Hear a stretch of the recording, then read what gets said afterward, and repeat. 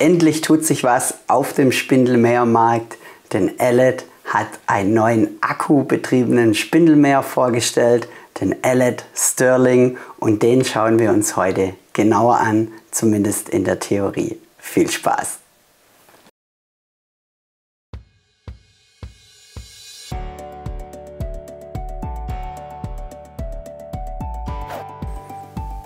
Ihr hört es vielleicht an meiner Stimme, ich bin etwas angeschlagen, aber ich befinde mich auf dem Weg der Besserung. Völlig normal, wenn man Urlaub hat, wird man krank, zumindest geht es immer mir so. Ja, ich habe gesagt, ich muss dieses Video einfach bringen, denn Ellet hat einen neuen Mäher vorgestellt, den Sterling.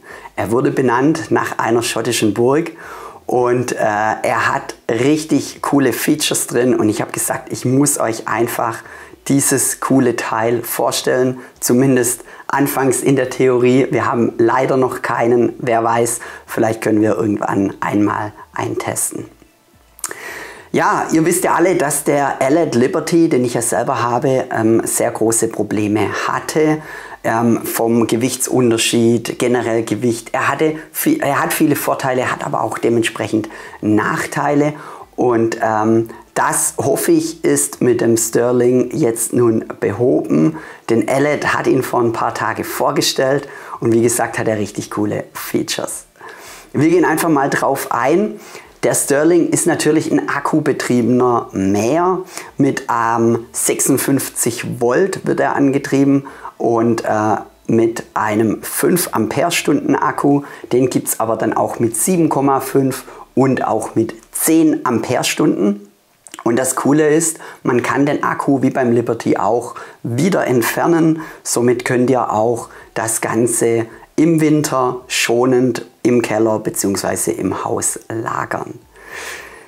Mit diesem 5 Ampere-Stunden Akku soll angeblich der Sterling 400 Quadratmeter weit kommen bzw. mähen und er soll nach ca. 100 Minuten wieder vollgeladen sein.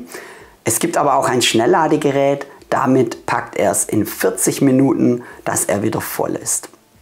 Der 10 Ampere-Stunden Akku leistet somit 800 Quadratmeter und hat ca. 80 Minuten permanente Arbeitszeit. Die Motoren, genau, es sind 2 Motoren. Der Sterling wird durch 2 Motoren angetrieben. Einmal ein Motor, der die Spindel antreibt und ein Motor, der für den Vortrieb sorgt.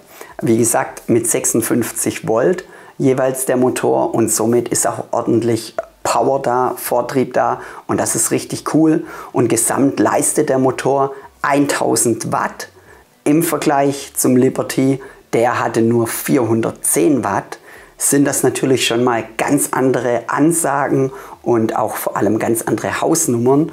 Und alle, die unseren YouTube-Kanal wissen, also kennen und wissen auch, dass der Liberty auch mit den 410 Watt keine Probleme machte und aber da jetzt deutlich mehr Luft nach oben da ist. Ist natürlich richtig cool. Ja, die Motoren sind natürlich unabhängig zueinander steuerbar, so laut Ellet, so habe ich verstanden. Und dadurch wird eine Schnittfrequenz erreicht zwischen 86 Schnitte pro Meter bis 375 Schnitte pro Meter. Und das ist auch gut, wenn ihr lüften wollt, vertikutieren wollt, bürsten wollt. So könnt ihr die Antriebseinheit, also die Kassette, schneller laufen lassen und bei langsamem Vortrieb. Und dadurch wird natürlich das Ergebnis deutlich effizienter, besser und somit tut ihr auch eurem Rasen wieder was Gutes. Die Motoren sollen sehr leise sein. Ich glaube 86 Dezibel. Im Vergleich der Liberty hatte 92 Dezibel, ist es schon eine Hausnummer. Das ist also schon ordentlich. Die Geschwindigkeit soll ganze bis zu 5,6 Stundenkilometer betragen. Also ist auch variabel einstellbar. Auch das ganze Cockpit, der ganze Lenker ist komplett, also der Griff, nicht Lenker, der ist komplett neu designt, richtig cool. Natürlich auch, dass ein akkubetriebener ist, wieder mit Sicherungsschalter und man hat auch oben an dem Griff jeweils 2 Bedienhebel, einmal rechts, einmal links. Das hat nichts mit Vor- oder Rückwärtsgang zu tun, sondern ich kann ihn mit der rechten oder auch nur mit der linken Hand bedienen und das ist halt richtig cool.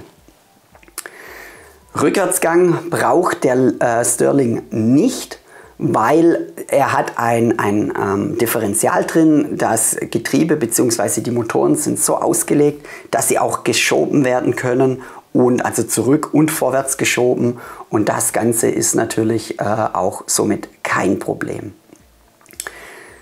Eins haben wir noch zum Gewicht. Der kleine, hätte ich fast vergessen, genau, den Stirling gibt es in 2 Ausführungsvarianten. Einmal mit 43 cm Schnittbreite oder auch 17 Zoll und dann in 20 Zoll mit 51 cm Schnittbreite. Das Gewicht ist beim kleinen mit 53 Kilo angegeben und hier zum Vergleich, der Liberty hatte 38,5, also auch da merkt man schon, der Stirling bewegt sich in einer völlig anderen Gewichtsklasse, was echt gut ist, was sehr viele Vorteile bringt. Und der große, der 20 Zoll, hat sogar 57 Kilo an Betriebsgewicht. Das ist richtig cool. Aber das war jetzt mal soweit die Grundfakten. Er hat natürlich sehr viele Highlights und da gehen wir jetzt drauf ein. Kommen wir nun zum ersten Highlight. Der Stirling, der hat, ihr habt es vielleicht schon gesehen auf den Bildern, der Grasfangkorb ist was völlig anderes. Er ist nicht aus Kunststoff und auch nicht aus schwerem Metall, sondern aus einem Art Netz, wie man es gewohnt ist von einem Sichelmäher. Allerdings ist es ein sehr stabiles Netz, so laut Ellet. Und vor allem ist das Ganze in einem sehr stabilen Stahlrahmen eingebunden und dadurch bringt es wahnsinnige Vorteile. Zum einen ist er sehr schön zum Ausleeren. Er soll sehr gut zum Ausleeren sein. Der kleine Fangkorb für den kleinen Mäher hat 62 Liter und der große 72 Liter. Somit passt auch ordentlich Masse und Abschnitt in den Fangkorb rein. Ganz großer Vorteil, klar, keine Frage, es sieht nicht schön aus. Ich finde es auch jetzt nicht so optimal vom Design, aber man muss sagen, es hat technisch wahnsinnige Vorteile.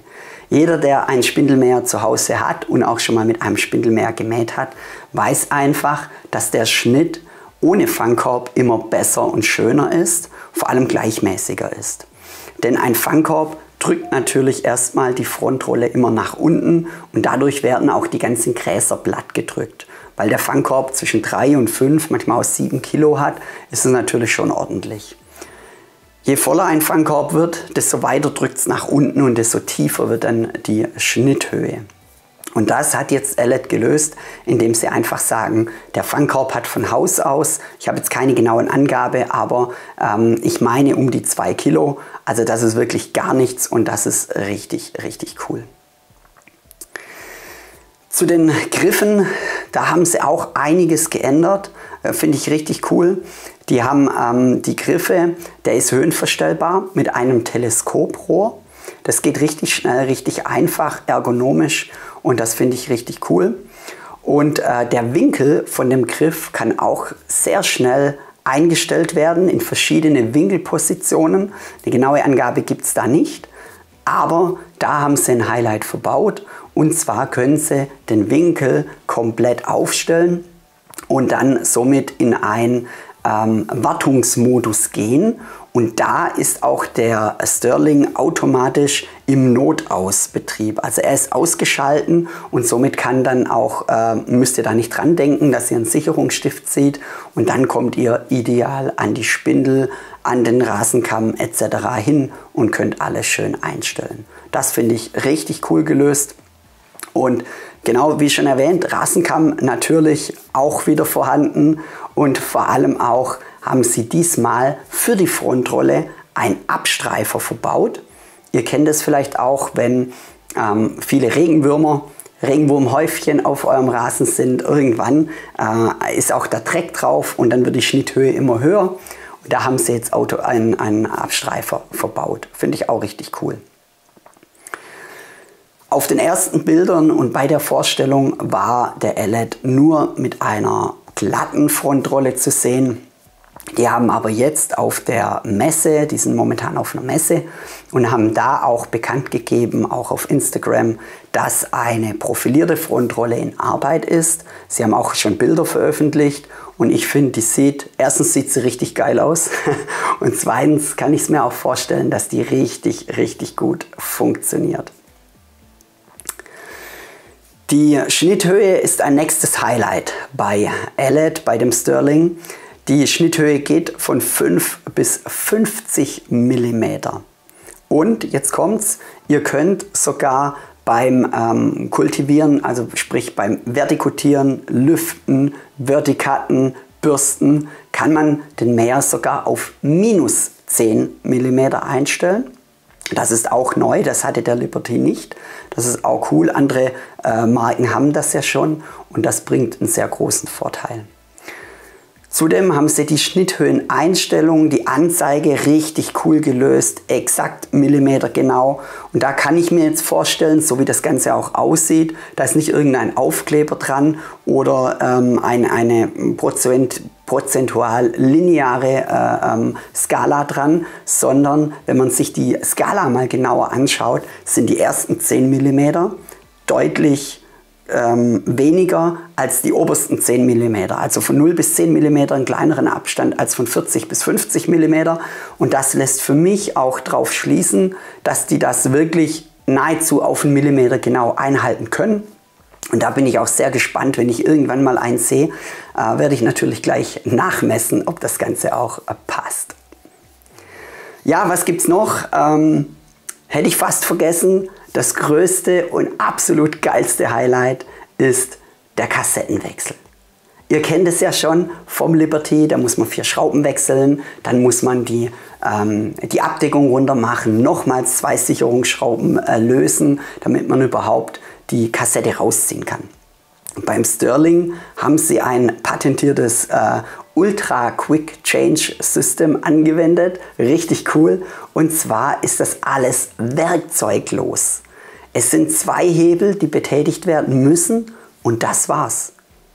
Dann könnt ihr schon die Kassette wechseln und somit, man sieht es auch auf dem Video, ist wirklich in 12 Sekunden die Kassette gewechselt. Wie geil ist das denn? Da haben sie sich was richtig Cooles einfallen lassen. Das ganze werkzeuglos finde ich richtig cool, denn im Arbeitsalltag bei der Rasenpflege merkt man dann doch, dass man relativ häufig mal lüftet oder relativ häufig vertikattet und dadurch auch das Ganze dementsprechend somit richtig gut funktionieren kann, was die sich da einfallen lassen haben. Und da bin ich echt gespannt, wie das so funktioniert.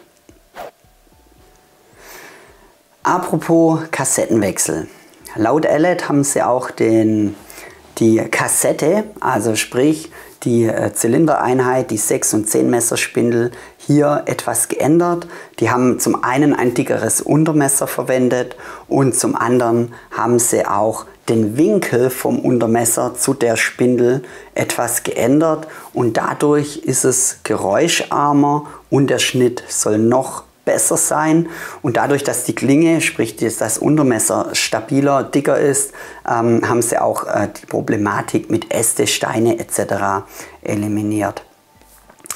Zudem haben sie angekündigt, dass bei dem Sterling die Bürste-Einheit, also die Kassette mit der Bürste, dass die geändert wurde.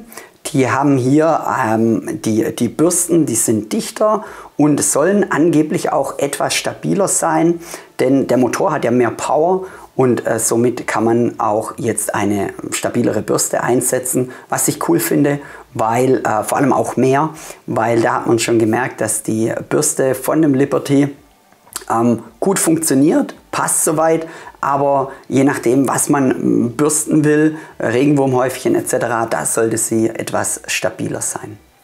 Und das haben sie anscheinend auch gelöst. Das Gute ist, wenn ihr schon ein Liberty, Kensington, wie auch immer schon habt, könnt ihr die Kassetten mit einem minimalen Aufwand. Also bei dem Kensington und Liberty, da ist ja ein Kunststoffrad, wo die Spindel antreibt oder die Kassette antreibt. Das wird ersetzt durch ein Metallrad, durch ein Alurädchen. Und dann könnt ihr auch eure Kassetten bei dem Sterling verwenden und somit wäre auch das Problem schon mal erledigt. Also finde ich auch eine richtig coole Idee, haben sie sich was Gutes einfallen lassen. Ja, das war's von den Vorteilen. Jetzt kommen wir zu den Nachteilen. Der Sterling hat natürlich auch Nachteile.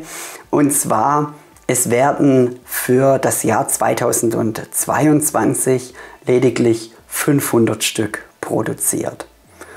Und da bekanntlich Nachfrage und Angebot den Preis bestimmt, ist der Preis wahnsinnig hoch. Laut einem deutschen Händler, laut einer Website von einem deutschen Händler, soll für den 17 Zoll, also für den 43 cm Sterling, ganze 4.300 € aufgerufen werden. Und für den großen, den 51 cm, 4.700 €. Wow! Also wir bewegen uns hier wirklich schon an der 5.000er Marke für ein Rasenmäher. Und das ist echt krank, das ist echt verrückt. Ob er das wert ist, ich weiß es nicht. Ich habe so meine Zweifel, ich habe meine Bedenken. Ich glaube, dass er echt richtig gut ist, aber es ist natürlich somit nichts für Einsteiger in die Spindelmäherwelt. Aber wir werden sehen. Zu den Preisen sei aber gesagt, das ist jetzt nur von einem deutschen Lieferanten wurde das veröffentlicht. Die offizielle Preisangabe von Ellet befindet sich um die 3.000 Pfund. Das sind umgerechnet, glaube ich, so 3.500 €. Wie dann die Deutschen jetzt hier, klar, Zoll, Steuer etc. Ich weiß nicht, ob der Preis fix ist. Vielleicht geht er auch noch runter. Wir werden sehen. Ich bin generell gespannt, wie es so sein wird. Ich durchforsche natürlich die Social-Media-Kanäle, auch nicht nur in Deutschland, sondern auch weltweit und werde auch mal ein Video bringen zu einem Update, falls ich Neuheiten habe. Und ich werde mal schauen, was so meine Kollegen so sagen, beziehungsweise ob es vielleicht Probleme gibt, wie auch immer, und ob die wirklich das einhalten, was Ellet verspricht. Ihr hört es vielleicht an meiner Stimme. Ich muss jetzt Schluss machen. Wir sind auch durch. Ich bedanke mich fürs Zuschauen, wünsche euch eine schöne Zeit. Bis zum nächsten Video. Ciao.